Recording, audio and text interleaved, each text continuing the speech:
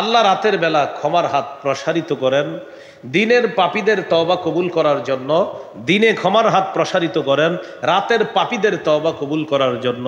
হাদিসটা পুরাটা মিলাইলে দেখা যায় আল্লাহ 24টা ঘন্টা তার ক্ষমার হাত প্রসারিত করেন বান্দার তওবা কবুল করার জন্য। তওবার দরজা 24টা ঘন্টা প্রতিটা মুহূর্তে খোলা। তওবার মৌলিক 3টা শর্ত আছে, শেষে আরেকটা অ্যাড করবো আমরা, মোট 4টা। মৌলিক কয়টা? 3টা, শেষে আরেকটা, হলো কয়টা? 4টা। 1 নম্বর শর্ত গুনাহ থেকে ফিরে আসা। 2 নম্বর শর্ত অতীতের গুনাহের উপর অনুতপ্ত হওয়া, ছি আমি এটা কি করেছি, এরকম অনুতপ্ত হওয়া। ইবনে মাজার 4252 নম্বর হাদিসে আছে, আর নাদামু আত-তাওবা, গুনাহের উপর অনুতপ্ত হওয়াটাই তওবা। কোনো বান্দা যখন গুনাহের উপর অনুতপ্ত হয়, এই অনুতপ্ত হওয়াটা আল্লাহ তাআলা তার তওবা হিসাবে কবুল করে নেন। এই হলো আপনার অনুতপ্ত হওয়া 2 নম্বর। তওবার 3 নম্বর শর্ত আল আজমু বিল জাজম, দৃঢ় প্রতিজ্ঞা করা আমি ভবিষ্যতে এই গুনাহ আর করব না। 1 নম্বর গুনাহ থেকে ফিরে আসা, 2 নম্বর গুনাহের উপর অনুতপ্ত হওয়া, 3 নম্বর দৃঢ় প্রতিজ্ঞাবদ্ধ হওয়া আমি ভবিষ্যতে এই গুনাহ আর করব না। কয়টা হলো? না আমরা জানবো কয়টা মোট, শেষে আরেকটা অ্যাড, সেটা আমরা একসাথে বলি। বলেন, আমাদের জিম্মায় বান্দার হক থাকলে হক আদায় করে দেওয়া। এটা কিন্তু আল্লাহ মাফ করবে না। আমাদের জিম্মায় যদি আল্লাহর বান্দার হক থেকে থাকে, তাহলে ওই বান্দার হক এটা আদায় করতে হবে। বান্দার হক এটা তার কাছে পৌঁছে দিতে হবে। সুদে যারা আরেকজনের কাছ থেকে টাকা খাইছেন, সুদে আপনি একজনের কাছে 100 টাকা পাওনা ছিলেন, 100 টাকা আনতে গিয়ে আনছেন 110 টাকা, সুদে কত আনছেন? এই 10 কিন্তু আপনার না, যার থেকে আনছেন তার। এটা তাড়াতাড়ি দিয়ে দেন। আপনি নিয়ত করে ফেলছেন, যাক 40 বছর সুদ খাইছি, অন হজ করে ভালো হয়ে যাবে, যে আগে ওই যাদের থেকে খাইছেন ওইটা আগে পরিশোধ করেন। আপনি ওইটা আগে পরিশোধ করেন। তো বললাম 4 নাম্বার, বান্দার হক আমাদের জিম্মায় থেকে থাকলে এই হক আদায় করে দেওয়া, এটা কিন্তু আল্লাহ মাফ করবে না। আল্লাহ আমাদের সকলকে গুরুত্ব সহকারে, বিশেষ করে 4 নাম্বার বিষয়টা যেন আমরা গুরুত্ব সহকারে বুঝতে পারি, আল্লাহ তৌফিক দান করেন। তাহলে গুনাহ থেকে ফিরে আসা, গুনাহের উপর অনুতপ্ত হওয়া, দৃঢ় প্রতিজ্ঞা করা ভবিষ্যতে এই গুনাহ করব না।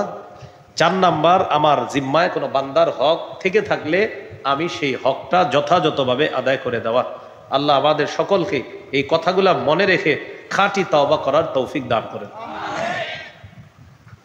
গুনাহ মাফের 2 নাম্বার উপায় ইস্তেগফার পাঠ করা।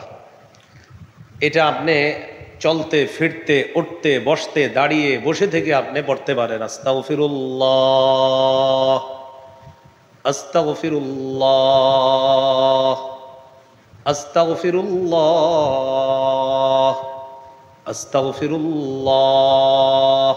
আরেকটু যদি বড় করেন, আস্তাগফিরুল্লাহাল্লাযী লা ইলাহা ইল্লা হুয়াল হাইয়ুল কাইয়্যুম ওয়া আতুবু ইলাইহি। এই ইস্তেগফারটা পড়া।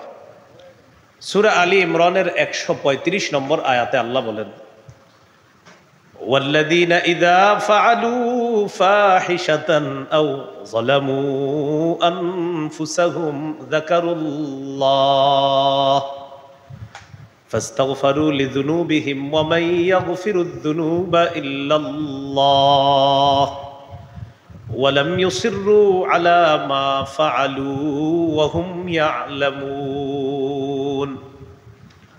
ওয়াল্লাযীনা ইযা ফাআলু ফাহিশা, যারা কোনো অশ্লীল কাজ করে ফেলে, আও যালামু আনফুসাহুম, অথবা কোনো গুনাহের মাধ্যমে নিজের উপর জুলুম করে, যাকারুল্লাহ, সাথে সাথে আল্লাহকে স্মরণ করে, ফাস্তাগফারু লিযুনুবিহিম, সাথে সাথে আল্লাহর কাছে ইস্তেগফার পাঠ করে, গুনাহের জন্য ক্ষমা চায়।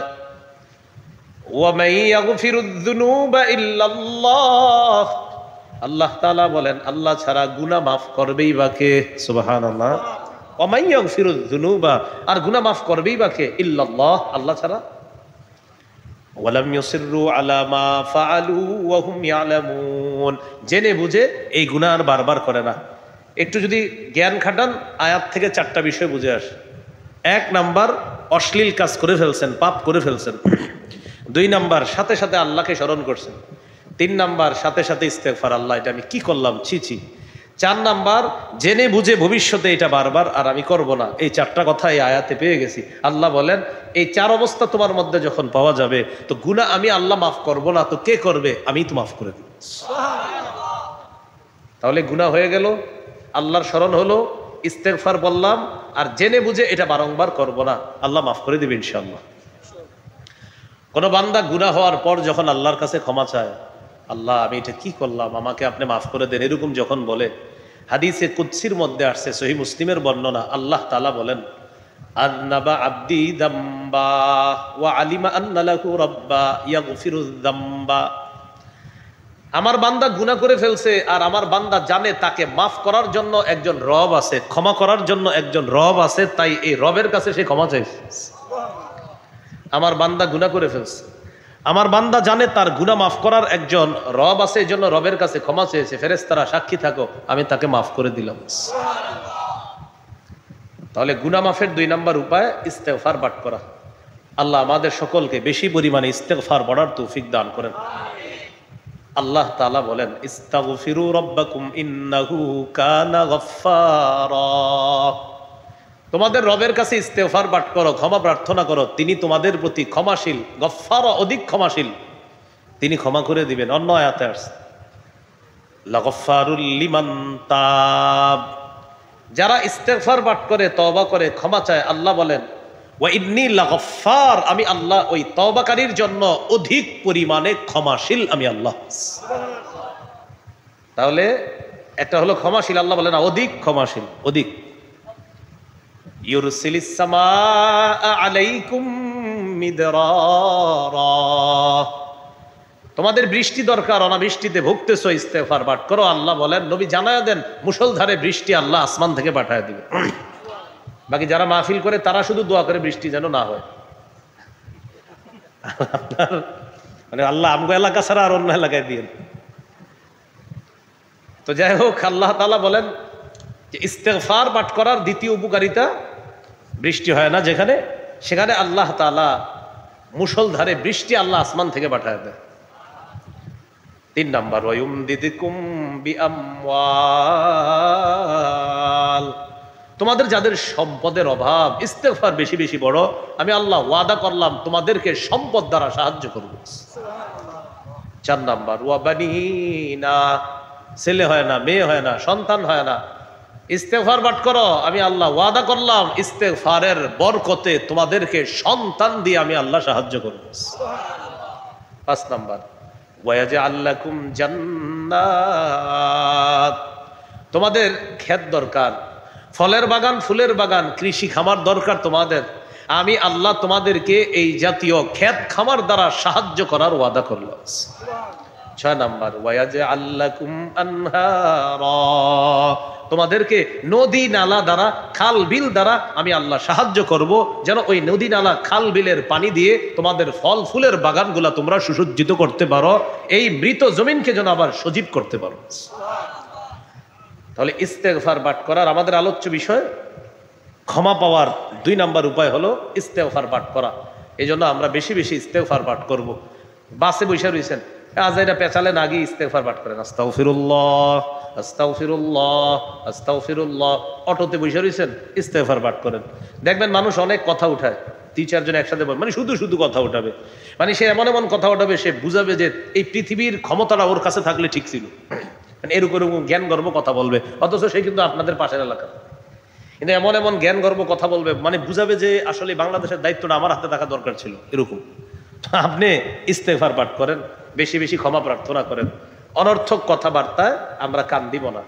রাসূলুল্লাহ সাল্লাল্লাহু আলাইহি সাল্লাম বলেন, নাহা রাসূলুল্লাহ সাল্লাল্লাহু আলাইহি ওয়াসাল্লাম আন কিলা ওয়া ক্বাল ওয়া কাসরাতিস সুআল ওয়া ইদাআতিল মাল। রাসূলুল্লাহ সাল্লাল্লাহু আলাইহি সাল্লাম বলেন, আল্লাহ তোমাদের জন্য তিনটা বিষয় পছন্দ করেছেন। বুখারীর 1474 নম্বর হাদিস। আল্লাহ তাআলা তোমাদের জন্য তিনটা বিষয় অপছন্দ করেছেন। অন্য জায়গায় আসছে নবী নিষেধ করেছেন এই তিনটা বিষয়। এক নাম্বার আনকিলা ওয়াকাল, অনর্থক কথাবার্তা, এটা আল্লাহ নিষেধ করেছেন। দুই নাম্বার ওয়াকাথরাতিস সুআল, বেশি প্রশ্ন করা, এটা আল্লাহ নিষেধ করেছেন। অতিরিক্ত প্রশ্ন করা নিষেধ করেছেন। তিন নাম্বার ওয়াইদাআতিল মাল, সম্পদ নষ্ট করতে আল্লাহ নিষেধ করেছেন, এটা অপছন্দ করেছেন। আল্লাহ আমাদের জন্য তিনটা বিষয় অপছন্দ করেন: অনর্থক কথা বলা, অনর্থক প্রশ্ন করা, অনর্থক সম্পদ নষ্ট করা। এগুলো আল্লাহ অপছন্দ করেন। আমাদের সময়গুলা অনর্থক কথা কর্ম থেকে হেফাজত করে যেন আল্লাহর স্মরণে কাটাইতে পারি, ইস্তেগফারের মাধ্যমে আমাদের এই কলবটা যেন গুনাহমুক্ত করতে পারি, আল্লাহ তৌফিক দান করেন।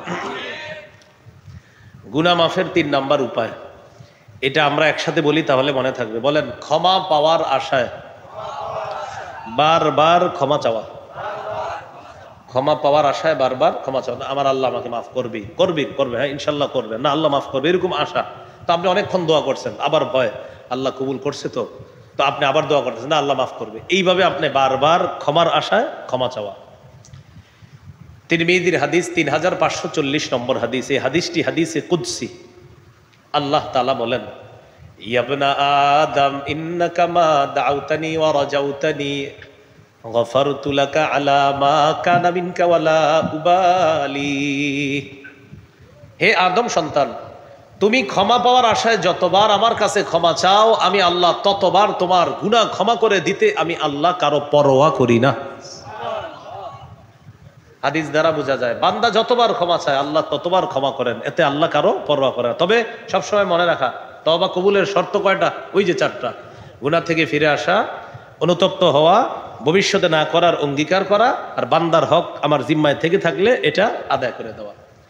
তো এরপরে আল্লাহ বলেন, ইয়াবনা আদম লাউ বালাগাত যুনুবুকা আনানাস সামা সুম্মা ইস্তাগফারতানি গফারতু লাকা। তোমার গুনাহ যদি আকাশের চূড়ায় গিয়ে পৌঁছে যায়, এরপর আমার কাছে তুমি ক্ষমা প্রার্থনা করো, আল্লাহ তাআলা বলেন আমি আল্লাহ তোমার আকাশের চূড়া পরিমাণ গুনাহ মাফ করতে কারো পরোয়া করি না, মাফ করে দাও। ইয়াবনা আদম ইন্নাকা লাউ আতাইতানি বিকরাবিল আরদি খাতায়া। তুমি যদি দুনিয়ার রাশি রাশি বালু পরিমাণ গুনাহ নিয়ে আমার কাছে আসো, শুধু শর্ত আছে, লাকিতানি লা তুশরিকু বি শাইআ। তুমি শিরিক নামক গুনাহ করো নাই। দুনিয়ার বালু পরিমাণ গুনাহ হয়ে গেছে কিন্তু শিরিক করেন নাই। আল্লাহ বলেন তুমি যদি দুনিয়ার রাশি রাশি বালু পরিমাণ গুনাহ নিয়ে আমার কাছে আসো, শুধু শিরিক করো নাই তুমি। আর ওই যে 4 শর্ত আগে যেটা বললাম, শর্ত 4টা, আর হলো তুমি শিরিক করো নাই, লা আতাইতুকা বিকরাবিহা মাগফিরা। আমি বালু পরিমাণ ক্ষমা দিয়ে তোমাকে ক্ষমা করে দিব। বালু পরিমাণ গুনাহ, রব বলে বালু পরিমাণ ক্ষমা। বালু পরিমাণ গুনাহ, রব বলেন বালু পরিমাণ ক্ষমা। সুবহানাল্লাহ।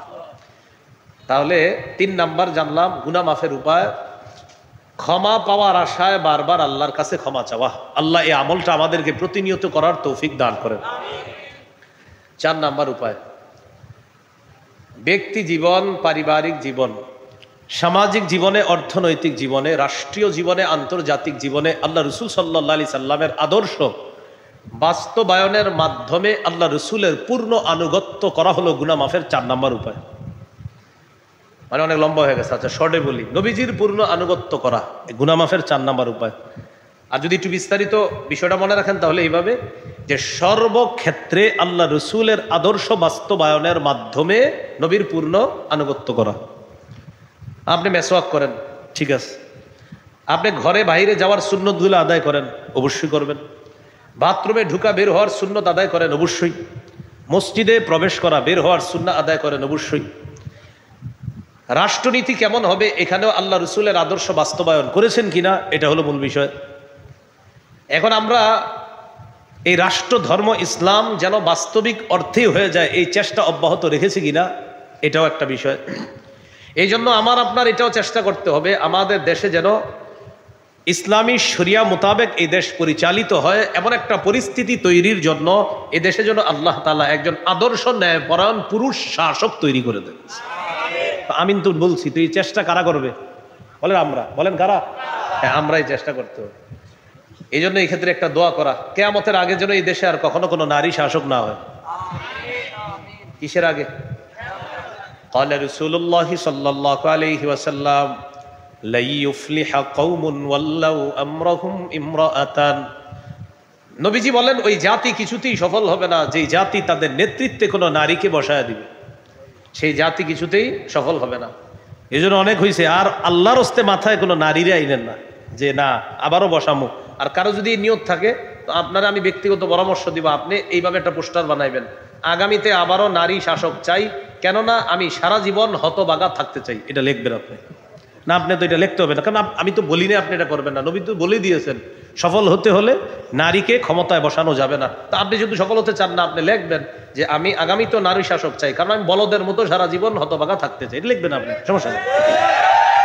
এটা আসলেই ঠিক, রেডিমেড ঠিক না। কিন্তু রাসূলুল্লাহ সাল্লাল্লাহু আলাইহি সাল্লাম বলেছেন যে ওই জাতি কিছুতেই সফল হবে না যেই জাতি তাদের নেতৃত্বে কোনো নারীকে বসায় দেয়। তো বলছিলাম আল্লাহ রসুলের আদর্শ সর্বক্ষেত্রে বাস্তবায়নের মাধ্যমে নবীর পূর্ণ আনুগত্য করা। যেমন বর্তমানে আন্তর্জাতিক একটা সমস্যা, আমাদের ফিলিস্তিনের মুসলমান ভাইরা, এই ভাইদের জন্য আমরা কি করতে পারছি এটা একটা চিন্তার বিষয়। আমি আপনাদেরকে বলে যাই, চায়ের আড্ডা বলেন, ঘরোয়া কথাবার্তা বলেন, বিবির সাথে আপনি একান্তে 2-4 মিনিট কথা বলেন, সেখানেও ফিলিস্তিনের জন্য 1 মিনিট বরাদ্দ রাখবেন, কথা বলবেন 1 মিনিট, বিবির সাথেও ফিলিস্তিন নিয়ে 1 মিনিট কথা বলবেন। আপনার বন্ধুর সাথে 5 মিনিট আলোচনা, 1 মিনিট ফিলিস্তিন নিয়ে কথা বলবেন। 4 বন্ধু মাগরিবের নামাজে আসছেন, মাগরিবের আজান হইতে 10 মিনিট বাকি, মসজিদের সামনে সুন্দর পুকুর আছে, সাধারণত গ্রামগঞ্জে পুকুরের পাড়ে দাঁড়িয়ে বন্ধুরা গল্প করে, পরে আজান হলে মসজিদে নামাজ পড়ে।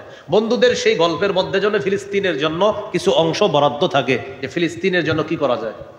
ফিলিস্তিন চূড়ান্তভাবে মুসলমানের না হওয়া পর্যন্ত এই আলোচনা মুসলমান থামাবে না, থামাতে পারে না। মুসলমান তখন থামবে যখন ফিলিস্তিন মুসলমানদের হবে, এটা মুসলমানদের আছে।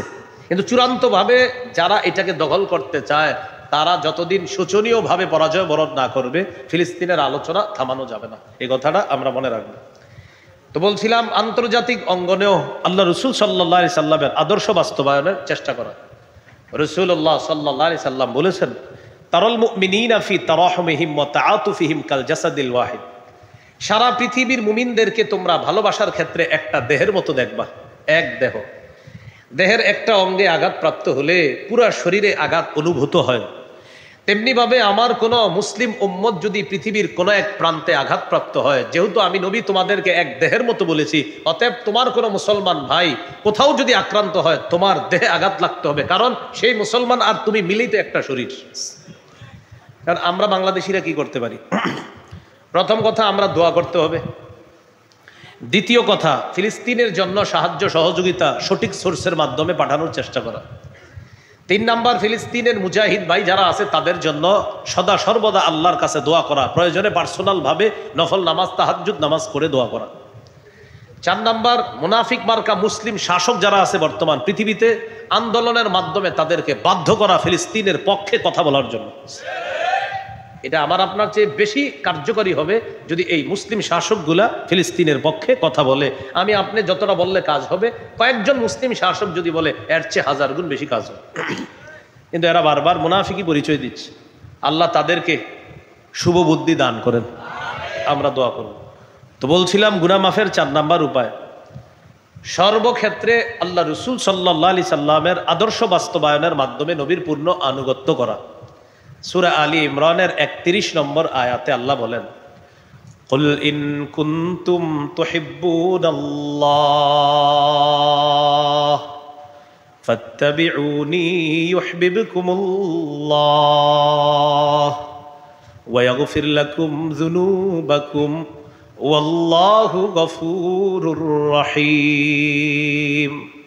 নবী আপনি বলেন, যদি তোমরা আল্লাহকে ভালোবাসো তাহলে আমার অনুসরণ করো, আপনার অনুসরণ যারা করবে ইউহিব্বুকুমুল্লাহ, আপনি বলে দেন আল্লাহ তোমাদেরকে ভালোবাসবে। ওয়া ইয়াগফির লাকুম যুনুবাকুম, আল্লাহ তোমাদের জীবনের সব গুনাহগুলা মাফ করে দিবে। তাহলে আমরা যদি আল্লাহ রসুলের অনুসরণ করি, আমাদেরকে আল্লাহ ভালোবাসবেন, আমাদের জীবনের গুনাহগুলা আল্লাহ মাফ করে দিবেন। এই হলো 4 নাম্বার উপায় গুনাহ মাফের। গুনাহ মাফের 5 নাম্বার উপায় আজান দেওয়া। আজান, বিশুদ্ধ উচ্চারণে আজান শিখে আজান দেওয়া। আমরা শুধু মুয়াজ্জিন সাহেবের অপেক্ষায় না থাকা, বরং প্রত্যেকেই বিশুদ্ধ উচ্চারণে আজান শিখে মাঝে মাঝে নিজেরাও আজান দেওয়ার চেষ্টা করা। আবু দাউদের হাদিস, 515 নম্বর হাদিস। قال رسول الله صلى الله عليه وسلم المؤذن يغفر له مدى صوته ويشهد له كل رطب ويابس। রাসূলুল্লাহ সাল্লাল্লাহু আলাইহি সাল্লাম বলেন, মুয়াজ্জিনের আজানের আওয়াজ চারপাশে যতটুকু পরিমাণ দূরত্বে যাবে এই পরিমাণ মুয়াজ্জিনের গুনাহ ক্ষমা করে দেওয়া হবে। ওয়ায়াশহাদু লাহু কুল্লু রাতাবিন ওয়ায়াবিস। মুয়াজ্জিনের আজানের আওয়াজ আল্লাহর যত ভিজা সৃষ্টি আছে, শুকনা সৃষ্টি আছে, এই তারাও কিয়ামতের ময়দানে মুয়াজ্জিনের পক্ষে আল্লাহর কাছে সাক্ষী দিবে। এই জন্য আজান দেওয়ার চেষ্টা করা, প্রত্যেকে বিশুদ্ধ উচ্চারণে আজান শিখে আজান দিব। আগে মাশাআল্লাহ অনেকে আজান দিত, স্কুল কলেজের ছেলেরাও আজান দিত, আপনার মসজিদে গিয়ে তাদের মাঝে একটা আলাদা ধার্মিকতা সুন্দর কাজ করত। এখন মাশাআল্লাহ আপনার ইলেকট্রিক যন্ত্রণায় এই সব কিছু সবাই ভুলা যায়। এটাতে ব্যস্ত হওয়ার কারণে ওই বিষয়গুলো এখন আর সময় দেওয়া হয় না। ফজরের নামাজে স্কুল কলেজ মাদ্রাসা সব ছাত্র উপস্থিত হইতো আগে ফজরে। দাদি দাদা যারা আছে লাঠি দিয়া বাইরে দরজা ফাটায় দৌড় তাড়াতাড়ি মসজিদে যা সবাই, সেটা স্কুলে পড়েন, কলেজে পড়েন আর মাদ্রাসায় পড়েন, কোনো ছাড় নাই, সবার ফজরে যাইতে হইতো। এখন কে কারে লাঠি দিয়ে শাসন করবে বলেন? যে শাসন করবে উনি ঘুমায় 3টায়, যারে করবে হে ঘুমায় 4টায়। শাসনটা কে কারে করবে? তো বলছিলাম এখানে যারা আছি আমরা, মাদ্রাসার লাইনে হোক, স্কুল কলেজ ইউনিভার্সিটি যে যেই লাইনে আছেন, বিশুদ্ধ উচ্চারণে আজান শিখে আজান দিয়ে আমরা আল্লাহর কাছ থেকে আজানের এই ফজিলতটা অর্জন করার চেষ্টা করব, গুনাহ মাফের চেষ্টা করব। আল্লাহ তৌফিক দান করেন। গুনাহ মাফের 6 নাম্বার উপায় 2 রাকাত নামাজ পড়া। আপনাদের প্রতি আমার একটা আবদার থাকবে, এই 2 রাকাত নামাজ আজকে আপনারা পড়ে ফেলার চেষ্টা করবেন। অর্থাৎ আজকে এশার পরে পড়তে পারেন, অথবা এশার পরে ওয়াজ হবে তো ওয়াজের পরে বাসায় গিয়ে আপনি পড়তে পারেন 2 রাকাত নামাজ। আমাদের এই মাহফিলগুলার এমনি একটা অভ্যাস হলো, সুবহানাল্লাহ আমরা অনেক পড়ি, কিন্তু সুবহানাল্লাহ যেই কারণে পড়ি ওই কারণটা বাস্তবায়ন করি না। যেমন আপনাদেরকে একটা হাদিস শোনাই, শোনানোর পর সুবহানাল্লাহ দেখবেন কত সুন্দর করে বলি আমরা, আর বলা উচিত। قال رسول الله صلى الله عليه وسلم من صلى العشاء في جماعة فكأنما قام نصف الليل। রাসূলুল্লাহ সাল্লাল্লাহু আলাইহি ওয়াসাল্লাম বলেন, কেউ যদি এশার নামাজ জামাতের সাথে পড়ে কেমন যেন সে অর্ধেক রাত দাঁড়িয়ে দাঁড়িয়ে ইবাদত করার যে সওয়াব, সে ঘুমায়া থাকলেও আল্লাহ তাকে সেই সওয়াব দান করবে। কেউ যদি এশা জামাতে পড়ে ঘুমায় গেছে, অর্ধেক রাত দাঁড়িয়ে দাঁড়িয়ে ইবাদতের সওয়াব আল্লাহ দিবে। ওয়ামান সাল্লাল গাদাতা ফি জামাআ ফাকান্নামা সাল্লাল লাইলা কুল্লাহ। যে ব্যক্তি সারা রাত ঘুমাইছেন, মনে করেন আপনি ঘুম থেকে উঠা ফজর জামাতে বললেন, নবীজি বলেন সে কেমন যেন সারা রাত নামাজ পড়ছে। এখন দেখেন এই যে সুবহানাল্লাহ পড়ছি, এশার ফজিলত শুইনাও পড়ছি, ফজরেরটা শুইনাও পড়ছি। এখন চা স্টলের সামনে গিয়ে ফজিলতটা শোনাইছেন আপনি। শোনো, কেউ যদি এশার নামাজ জামাতে পড়ে অর্ধেক রাত দাঁড়িয়ে দাঁড়িয়ে ইবাদতের সওয়াব, কেউ যদি ফজরের নামাজ জামাতে পড়ে সারা রাত নামাজের সওয়াব। চা দোকানের সামনে তারাও সুবহানাল্লাহ পড়েছে, পড়ার পর বলেছে তুমি এশার ফজর পড়ছনি, এখনো শুরু করি নাই, শুরু করুন। বুঝাইতে চাইলাম আমরা যেই কারণে সুবহানাল্লাহ পড়ি ওই কারণের আমলটাও আমরা বাস্তবায়ন করব সবাই, মাইকম্যান সহ। কি বলে মাইকম্যান যারা আছে, আপনার অ্যাসিস্ট্যান্ট যারা আছে, এরাও কিন্তু ফজর পর্যন্ত আপনারা অনেক সময় মাঠে ঘুমায় থাকেন, এই ফজরের সময় কিন্তু গুরুত্ব দিয়ে ফজরটাও পড়তে হবে, এশার নামাজ পড়তে হবে। তো ওনারা যারা মাইকের কাজটা করে তারা দেখবেন রাতে এখানেই থাকে, অনেক সময় ফজরের সময় হয়তো বা ফজরের পরে চলে যায়। তো তাদের অধীনে যারা থাকে তারাও কিন্তু ফজরের নামাজটা পড়তে হবে, ফজর তো তাদের জন্য ছাড় নাই। এই জন্য প্রিয় মুসলমান ভাইয়ারা, যে কথাটা বললাম, আজকের 6 নম্বর আলোচনা গুনাহ মাফের 2 রাকাত নামাজ পড়া। তো এই আমলটা আপনি আজকেই করে ফেলেন এই নিয়তে, আল্লাহ আমার জীবনে কত গুনাহ আছে, আল্লাহ আমার দুনিয়ার বন্ধু বান্ধব আত্মীয় স্বজন কেউ জানে না, আপনি জানেন। আমি গুনাহ থেকে পরিত্রাণের জন্য অনেক চেষ্টা করেছি, মাফ হয়েছে কিনা জানি না। আজকে ওয়াজে শুনলাম 2 রাকাত নামাজ পড়লে গুনাহ মাফ হয়, এই নিয়তে 2 রাকাত নামাজ পড়লাম। আবু দাউদের 1521 নম্বর হাদিস, নামাজ শেষ গুনাহ শেষ। নামাজের সালাম ফিরাবেন, আপনার গুনাহ শেষ। হাদিসটা শুনে নিই। আবু দাউদ 1521 নম্বর হাদিস। قال رسول الله صلى الله عليه وسلم ما من عبد يذنب ذنبا فيحسن الطهور فيقوم فيصلي ركعتين إلا غفر الله له ذنبا। কোন ব্যক্তির পাপ হয়ে যাওয়ার পর সে সুন্দরভাবে ওযু করছে, ওযু করার পর সে নামাজে দাঁড়িয়েছে, দাঁড়িয়ে 2 রাকাত সালাত আদায় করছে, নামাজের সালাম ফিরিয়েছে, রাসূলুল্লাহ সাল্লাল্লাহু আলাইহি সাল্লাম বলেন ইল্লা গফারাল্লাহু লাহু যামবা, আল্লাহ তার জিন্দেগীর সব গুনাহগুলো মাফ করে দিয়েছে। তাহলে আমলটা ইনশাআল্লাহ আজকেই করব। মা বোনরা যারা আছে ঘরে পর্দার আড়ালে তাদেরকে ওই আমলটা আজকে করার জন্যই উৎসাহিত করবেন। আল্লাহ তৌফিক দান করেন। গুনাহ মাফের 7 নাম্বার উপায় 5 ওয়াক্ত নামাজ পড়া। 6 নাম্বার হলো 2 রাকাত এমনি গুনাহ মাফের জন্য 2 রাকাত নামাজ পড়া। আর 7 নাম্বার 5 ওয়াক্ত ফরজ নামাজ নিয়মিত পড়া। সহিহ বুখারীর বর্ণনা 526 নম্বর হাদিস। এই হাদিসের মধ্যে এসেছে এক ব্যক্তি রাসূলুল্লাহ সাল্লাল্লাহু আলাইহি ওয়াসাল্লামের কাছে আসছে। আসার পর বললেন, হুজুর আমি শেষ। কি হয়েছে? আমার তো পাপ হয়ে গেছে। ইতিমধ্যে আল্লাহ তাআলা সূরা হুদের এক আয়াত নাজিল করলেন। আল্লাহ বলেন, ওয়া আকিমিস সালাতা তারাফাইন নাহার ওয়া যুলাফাম মিনাল লাইল ইন্নাল হাসানাতি ইউযহিবনাস সাইয়্যাত। আল্লাহ বলেন, ওয়া আকিমিস সালাতা তারাফাইন নাহার, নামাজ কায়েম করো দিনের 2 প্রান্তে, ওয়া যুলাফাম মিনাল লাইল, এবং রাতের কিছু অংশে, ইন্নাল হাসানাতি ইউযহিবনাস সাইয়্যাত, নিশ্চয়ই পুণ্য পাপের কাজকে মিটিয়ে দেয়। নিশ্চয়ই পুণ্যের কাজ পাপের কাজকে মিটিয়ে দেয়। সূরা হুদের 114 নম্বর আয়াত। এই আয়াতটা আল্লাহ নাজিল করলেন। এক ব্যক্তি আসছে, আসার পর বললেন আমার পাপ হয়ে গেছে। আল্লাহ ওই মুহূর্তে ওই ব্যক্তিকে কেন্দ্র করে সূরা হুদের 114 নম্বর আয়াত নাজিল করে দিস, ওয়া আকিমিস সালাতা তারাফাইন নাহার, নামাজ পড়ো দিনের 2 প্রান্তে এবং রাতের কিছু অংশে। যুলাফাম মিনাল লাইল মানে রাতের কিছু অংশে, উদ্দেশ্য 5 ওয়াক্ত নামাজ পড়ো। এরপরে আল্লাহ বলেন, ইন্নাল হাসানাতি ইউযহিবনাস সাইয়্যাত, নিশ্চয়ই পুণ্য পাপের কাজকে দূর করে দেয়, মিটিয়ে দেয়। হাসানাত দ্বারা এখানে 1 নাম্বার উদ্দেশ্য 5 ওয়াক্ত নামাজ। যে ব্যক্তি নিয়মিত 5 ওয়াক্ত নামাজ পড়বে তার অতীতের গুনাহের জন্য ওই নামাজ কাফারা হয়ে যাবে, আল্লাহ তার গুনাহ মাফ করে দিবেন। সূরা বাকারা 238 নম্বর আয়াতে আল্লাহ বলেন, হাফিজু আলাস সালাওয়াত, তোমরা নামাজ সমূহের প্রতি যত্নবান হও, ওয়াস সালাতিল বুসতা, বিশেষ করে মধ্যম নামাজ, আসরের নামাজ। আসরের সময় কেউ মাঠে যায়, কেউ ঘাটে যায়, কেউ চুলার সামনে রান্না করে, বাজারে যায় যারা, তারা আসরের নামাজটা পড়বে, কিন্তু আপনার বাজার করতে করতে অলসতা করে গিয়ে শেষের সময় নামাজটা পড়ে। মা বোনরা রান্নায় বসে কয় ভাতটা ফুটুক, তারপর আসরটা পড়ি, আলুটা সিদ্ধ হোক, তারপর আসর পড়ি। এটা করতে করতে সূর্য হলুদ হয়ে যায়।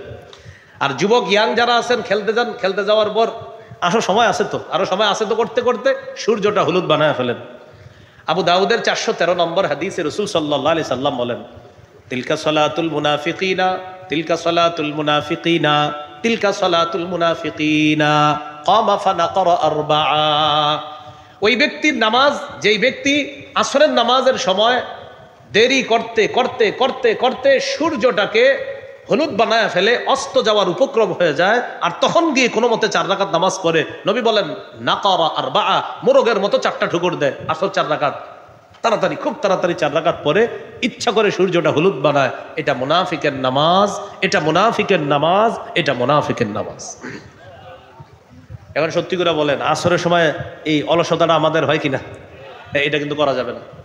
আপনার বিবিকে বলে দিবেন রান্নার অজুহাত দেখায়া তুমি আসর বিলম্ব করবা, এটা কিন্তু হবে না। আল্লাহ আমাদেরকে সকলকে কথাগুলা মনে রাখার তৌফিক দান করেন। নাসাইর হাদিস 466 নম্বর হাদিস। قال رسول الله صلى الله عليه وسلم إن أول ما يحاسب به العبد يوم القيامة صلاته فإن وجدت تامة كتبت تامة। রাসূলুল্লাহ সাল্লাল্লাহু আলাইহি সাল্লাম বলেন, কিয়ামতের ময়দানে বান্দার সর্বপ্রথম নামাজের হিসাব হবে। যার নামাজটা পরিপূর্ণ পাওয়া যাবে তার আমল নামায় পরিপূর্ণ সওয়াব লেখা হবে। হিসাব পরিপূর্ণ, আমল দেখছে নামাজ পরিপূর্ণ, তার প্রতিদানটাও পরিপূর্ণ লেখা হবে। রাসূলুল্লাহ সাল্লাল্লাহু আলাইহি সাল্লাম বলেন, আরাআইতুম লাউ আন্না নাহরান বিবাবি আহাদিকুম ইয়াগতাসিলু ফীহি কুল্লা ইয়াউমিন 5 মাররাত। তোমাদের কারো বাড়ির সামনে একটা পুকুর আছে, পুকুরের মধ্যে ওই ব্যক্তি দৈনিক 5 বার গোসল করে। ফাহাল ইয়াবকা মিন দারানিহি শাইউন। আচ্ছা তোমরা বলো তো, তার শরীরে কি কোনো ময়লা থাকবে যে দৈনিক তার পুকুরে 5 বার গোসল করে? ক্বালু লা ইয়াবকা মিন দারানিহি শাই। সাহাবীগণ জবাব দিলেন, ইয়া রাসূলুল্লাহ, তার শরীরে 5 বার গোসল করার কারণে কোনো ময়লা থাকবে না। ফাকাল রাসূলুল্লাহ সাল্লাল্লাহু আলাইহি ওয়াসাল্লাম, ফাযালিকা মিসলুস সালাওয়াতিল খামসি ইয়ামহুল্লাহু বিহিন্নাল খাতায়া।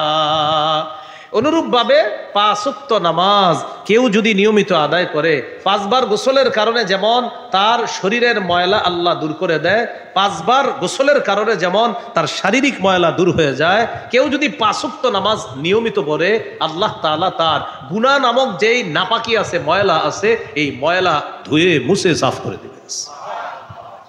তাহলে গুনাহ মাফের 7 নাম্বার উপায় 5 ওয়াক্ত নামাজ পড়া। 8 নাম্বার উপায় জামাতের সাথে নামাজ পড়া। এটা বলেন, 3 বার বলেন। আবার আবার জামাতের সাথে নামাজ পড়া, জামাতের সাথে। এইটা গুরুত্বপূর্ণ বিষয়, জামাতের সাথে নামাজ পড়া। সহিহ মুসলিমের বর্ণনা, এক ব্যক্তি রাসূল সাল্লাল্লাহু আলাইহি সাল্লামের কাছে আসছে। আসার পর বললেন, আকিম আলাইয়া হাদ্দা। হুজুর, আমাকে বিচার করেন তাড়াতাড়ি। কি হয়েছে তোমার? আমি এমন অপরাধ করছি যে অপরাধ আপনি শাস্তি না দেওয়া পর্যন্ত মনে হয় আমি পবিত্র হব না।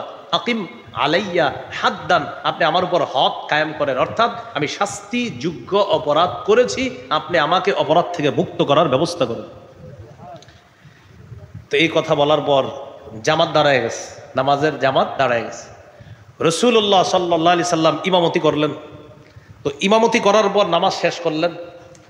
নামাজ শেষ করার পর ওই ব্যক্তি, হুজুর ওই যে আমার বিষয়টা, আমি যে আপনার কাছে আসছিলাম, আমাকে বিচার করেন, আমাকে পুত পবিত্র করেন। নবীজি বললেন, আহাদারতাস সালাতা মা'ানা। আচ্ছা তুমি কি আমাদের সাথে জামাতে শরীক হয়েছো? তিনি জবাব দিলেন, জি, আমি আপনার সাথে জামাতে নামাজ পড়ছি।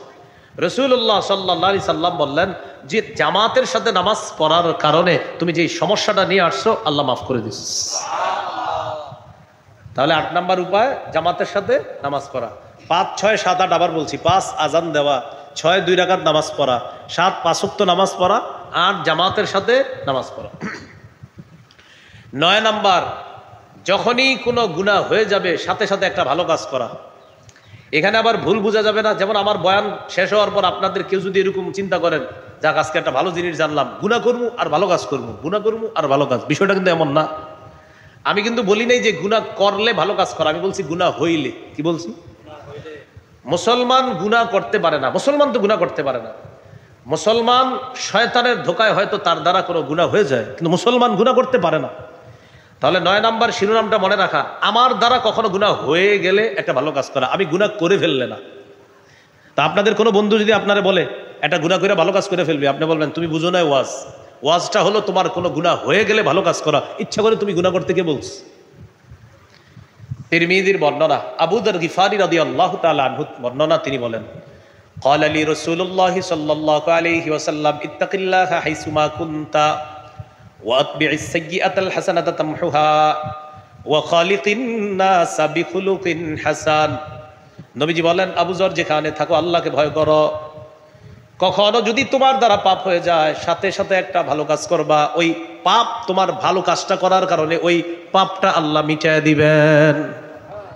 ওয়া খালিকিন নাসা বিখুলুকিন হাসান, মানুষের সাথে উত্তম আচরণ করবা। যেখানে থাকো আল্লাহকে ভয় করো, আর খারাপ কাজ হয়ে গেলে একটা ভালো কাজ করবা, তোমার ভালো কাজটা খারাপ কাজকে মিটিয়ে দিবে। মানুষের সাথে উত্তম আচরণ করবা। তাহলে আমাদের মূল বিষয় হলো ওই খারাপ কাজ হয়ে গেলে ভালো কাজ করা। এই হলো 9 নাম্বার গুনাহ মাফের উপায়। 10 নাম্বার উপায়, জিকিরের মজলিসে বসা। আপনারা যেখানে আছেন এটা জিকিরের মজলিস। সহিহ বুখারীর বর্ণনা 6408 নম্বর হাদিস। এই হাদিসের মধ্যে আছে, ক্বালা রাসূলুল্লাহি সাল্লাল্লাহু আলাইহি ওয়াসাল্লাম, ইন্না লিল্লাহি মালাইকাতান ইয়াতুফুনা ফিত তুরুকি ইয়ালতামিসুনা আহলাদ যিকরি আল্লাহর কিছু মনোনীত ফেরেশতা আছে, এই ফেরেশতারা দুনিয়ার অলিতে গলিতে ঘুরতে থাকে আর এই জিকিরের মজলিস খুঁজতে থাকে। ফাইদা ওয়াজাদু কওমান ইয়াযকুরুনাল্লাহ তানাদাউ হালুম্মু ইলা হাজাতিকুম। এক গলির ফেরেশতারা যখন একদল মানুষকে আল্লাহর জিকিররত অবস্থায় পেয়ে যায়, এই গলির ফেরেশতারা অন্য গলির ফেরেশতাদেরকে ডেকে বলে, তোমরা যেই দলটা তালাশ করতেছো এই দলটা ওই বড়ইগাঁও আদর্শনগর একটা এলাকা আছে, সেখানে একটা আপনার ফুলমতি নিসা নুরানি হাফিজিয়া মাদ্রাসা ইতিমখানার একটা মাঠ আছে, ওখানে আমরা এই জিকিররত একটা দলকে পেয়ে গেছি, তোমরা আশেপাশের রাস্তা থেকে এখানে চলে আসো। আশেপাশের অলিগলির ফেরেশতারা বিশ্বাস করেন এখানে এসে আপনাদের পুরা মজলিসটাকে ঘেরাও করে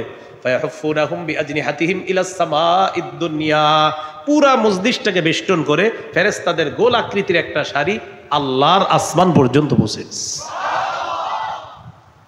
ফায়াসআলুহুম রাব্বুহুম ওয়া হুয়া আ'লামু বিহিম। আমাদের ব্যাপারে আল্লাহ ফেরেশতাদের চেয়ে বেশি জানে, তারপরেও ফেরেশতাদেরকে সাক্ষী বানানোর জন্য আল্লাহ জিজ্ঞাসা করে, মাযা ইয়াকুলু ইবাদি, আমার বান্দারা ওখানে কি করে, তোমরা যে ওদেরকে বেষ্টন করছো কি করে, ওরা কি বলে? তো ফেরেশতারা বলে, ইউসাব্বিহুনাক ওয়া ইউকাব্বিরুনাকা ওয়া ইউমাজ্জিদুনাকা ওয়া ইয়াহমাদুনাক। আল্লাহ তারা সুবহানাল্লাহ বলে, মাঝে মাঝে সুবহানাল্লাহ পড়ে, মাঝে মাঝে আলহামদুলিল্লাহ পড়ে, মাঝে মাঝে আল্লাহু আকবার পড়ে। এইগুলাই চলতেছে মাঠের মধ্যে। আপনার বরত্ব বর্ণনা হচ্ছে, আপনার প্রশংসা হচ্ছে, আপনার সানাপাঠ করা হচ্ছে, আপনার কোরআনের আয়াত তেলাওয়াত করা হচ্ছে, আপনার হাবিবের বাণী শোনানো হচ্ছে, এইগুলাই হচ্ছে। তো আল্লাহ তাআলা বলেন, ওরা আমারে দেখছে না? আল্লাহ দেখে নাই। দেখলে কি করত? আল্লাহ যদি দেখতো তাহলে এই সুবহানাল্লাহ, আলহামদুলিল্লাহ, আল্লাহু আকবার বলার মাত্রা আরো বাড়ায় দিত। আল্লাহ তাআলা বলেন, মাদা ইয়াসআলুনানি, তারা আমার কাছে কি চায়? তো ফেরেশতারা বলে, ইয়াসআলুনাকাল জান্নাতা ওয়া ইয়াতাআওয়াযুনা বিকা মিনান নার। তারা আপনার কাছে জান্নাত চায়, জাহান্নাম থেকে পানা চায়। আল্লাহ তাআলা বলেন, হাল রাউহা, তারা কি জান্নাত দেখেছে? জাহান্নাম দেখেছে? না, আল্লাহ দেখে নাই। তখন আল্লাহ বলেন, কাইফা লাউ রাউহা, যদি দেখতো কি করত? তখন ফেরেশতারা বলে, আল্লাহ জান্নাত দেখলে জান্নাত পাওয়ার জন্য আরো বেশি বেশি ইবাদত করত, আর জাহান্নাম দেখলে জাহান্নামের ভয়ে আরো বেশি বেশি আপনার দরবারে ক্ষমা প্রার্থনা করত। তখন আল্লাহ বলেন, তারা আমার ব্যাপারে এরকম বিশ্বাস রাখে, দেখে নাই, তাও আমার তাসবিহ পাঠ করে, বরত্ব বর্ণনা করে, জান্নাত জাহান্নামের কথা নবীর মাধ্যমে তারা জেনেছে, তাই তারা বিশ্বাস করে নিয়েছে। ইশহাদু আন্নী কদ গফারতু লাহুম, এই মাঠে যারা আছে সাক্ষী থাকো, আমি তাদেরকে মাফ করে দিলাম।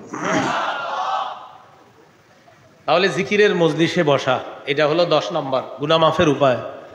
গুনাহ মাফের সর্বশেষ উপায় 11 নম্বর জিকির করা। 10 নম্বর হলো জিকিরের মজলিসে বসা, 11 নম্বর জিকির করা। قال رسول الله صلى الله عليه وسلم احب الكلام الى الله اربع। আল্লাহর কাছে সবচেয়ে পছন্দের বাক্য হলো 4টি। পড়ি, সুবহানাল্লাহ, আলহামদুলিল্লাহ, লা ইলাহা ইল্লাল্লাহ, আল্লাহু আকবার। বিশুদ্ধ উচ্চারণে জিকির করব, অশুদ্ধ উচ্চারণে একবারও না, বিশুদ্ধ উচ্চারণে করব। হ্যাঁ, অশুদ্ধ উচ্চারণে একবারও না। অনেকে সালাম ফিরানোর পর দেখবেন সালাম ফিরাইছে, আসসালামু আলাইকুম ওয়া রাহমাতুল্লাহ, আসসালামু আলাইকুম ওয়া রাহমাতুল্লাহ, মানে উনি 34 বার 33 বার কমপ্লিট হয়ে গেছে। সুবহানাল্লাহ, সুবহানাল্লাহ, সুবহানাল্লাহ, আপনার হয়েছে মাত্র 3 বার, ওনার 33 শেষ। ভাই এটা করবেন না। বিশুদ্ধ উচ্চারণে আপনি পারলে 3 বার করেন, 33 বার তো হাদিসে আসছে, তা আপনি অশুদ্ধভাবে আপনি 33-এ যাওয়া দরকার নেই। আপনি বিশুদ্ধভাবে যে হুজুর আমার অনেক কাজ আছে এই জন্য আমি কোনো মতে মারতেছি না, আপনি বিশুদ্ধভাবে 33 বার পড়েন আল্লাহর হস্তে, অশুদ্ধভাবে পড়বেন না। আল্লাহর সাথে তামাশা করা হয়। সুবহানাল্লাহর মধ্যে আমার রবের নাম আছে, তো রবের নামের সাথে তো আপনি উল্টাপাল্টা করতে পারেন না। বলেন 5 ওয়াক্ত ফরজ নামাজের পর 33 বার সুবহানাল্লাহ, 33 বার আলহামদুলিল্লাহ, 33 বার আল্লাহু আকবার। বলেন 3 33 99 হওয়ার পর 100তম বারে এই দোয়াটি পড়ব, লা ইলাহা ইল্লাল্লাহু ওয়াহদাহু লা শারীকা লাহ লাহুল মুলকু ওয়া লাহুল হামদু ওয়া হুয়া আলা কুল্লি শাইইন কাদির। তো ওই ৩-৩-৩-৯৯ পড়ার পর ১০০তম বারে এটা যারা পড়বেন, রাসূলুল্লাহ সাল্লাল্লাহু আলাইহি সাল্লাম বলেন গুফিরাত খাতায়াহু ওয়া ইন কানাত মিসলা জাবাদিল বাহরি, সমুদ্রের ফেনা পরিমাণ গুনাহ যদি থাকে আল্লাহ মাফ করে দিবেন। সহিহ বুখারীর বর্ণনা ৬৪০৫ নম্বর হাদিস। রাসূলুল্লাহ সাল্লাল্লাহু আলাইহি সাল্লাম বলেন, কেউ যদি দৈনিক ১০০ বার এই তাসবিহটা পড়েন, সুবহানাল্লাহি ওয়া বিহামদিহি সুবহানাল্লাহি ওয়া বিহামদিহি সুবহানাল্লাহি ওয়া বিহামদিহি, বাস এতটুকুই। কয়বার? ১০০ বার, এতটুকু দৈনিক ১০০ বার। গুফিরাত খাতায়াহু ওয়া ইন কানাত মিসলা জাবাদিল বাহরি, সমুদ্রের ফেনা পরিমাণ গুনাহ যদি থাকে আল্লাহ মাফ করবে। তাহলে সমুদ্রের ফেনা পরিমাণ গুনাহ মাফের আমরা আজকে দুইটা আমল শিখলাম। একটা হলো ৩-৩-৩-৯৯ ৫ ওয়াক্ত নামাজের পরে ৯৯ হওয়ার পর ১০০তম বারে লা ইলাহা ইল্লাল্লাহু ওয়াহদাহু লা শারীকা লাহু লাহুল মুলকু ওয়া লাহুল হামদ ওয়া হুয়া আলা কুল্লি শাইইন কাদির, এটা একটা। আর ১০০ বার সুবহানাল্লাহি ওয়া বিহামদিহি, এটা ১০০ বার নিয়মিত। আল্লাহ আমাদেরকে আমল করার তৌফিক দান করেন। সবচাইতে ফজিলতপূর্ণ জিকির কোনটা? ক্বালা রাসূলুল্লাহ সাল্লাল্লাহু আলাইহি ওয়াসাল্লাম আফজালুয যিকরি লা ইলাহা ইল্লাল্লাহ, সবচাইতে ফজিলতপূর্ণ জিকির হলো লা ইলাহা ইল্লাল্লাহ।